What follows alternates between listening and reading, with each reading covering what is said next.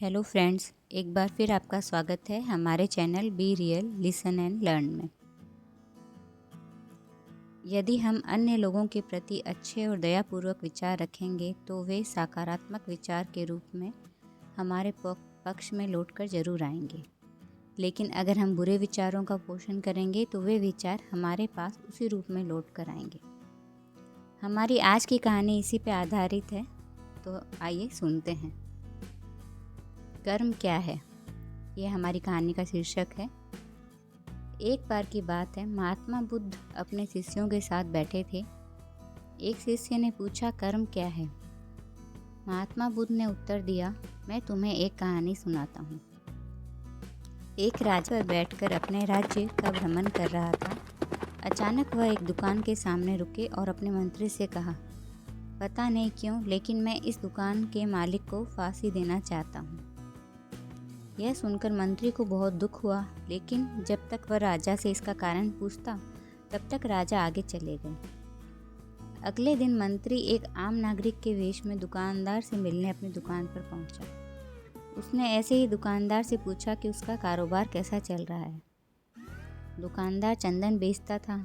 वह बहुत दुखी था और बोला, ग्राहक मिलने मुश्किल हो रहे हैं। लोग इसकी दुकान पर आते तो हैं, चंदन को सूंघ कर चले जाते हैं।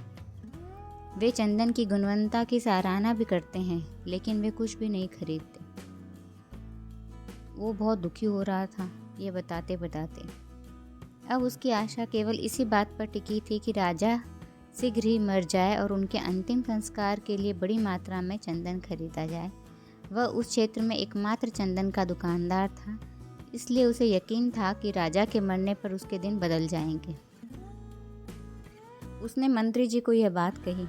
अब मंत्री को समझ में आया कि राजा उस दुकान के सामने क्यों रुक गए और क्यों उन्होंने दुकानदार को मारने की इच्छा व्यक्त की।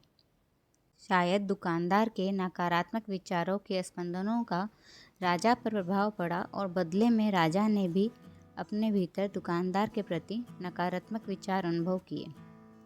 बुद्धिमान मंत्री ने इस विषय पर एक क्षण के लिए सोचा, फिर उसने अपनी पहचान और पिछले दिन की घटना बताए बिना ही कुछ चंदन खरीदने की इच्छा व्यक्त की। दुकानदार बहुत खुश हुआ। उसने चंदन को अच्छी तरह कागज में लपेटकर मंत्री को दे दिया। जब मंत्री महल में लौटा तो वो सीधे राजा के दरबार में गया और उसने बताया कि चंदन के दुकानदार ने उनके लिए उपहार भेजा है। राजा हैरान रह गया। जब उसने कागज की पोटली खोली तो सुनहरे चंदन की और उसकी सुगंध को वह देखकर बहुत खुश हुआ। प्रसन्न होकर उसने कुछ सोने के सिक्के चंदन के व्यापारी के पास भेजे। राजा अपने मन में यह सोचकर बहुत दुखी हुआ कि उसके मन में दुकानदार को मारने का ऐसा विचार क्यों आया।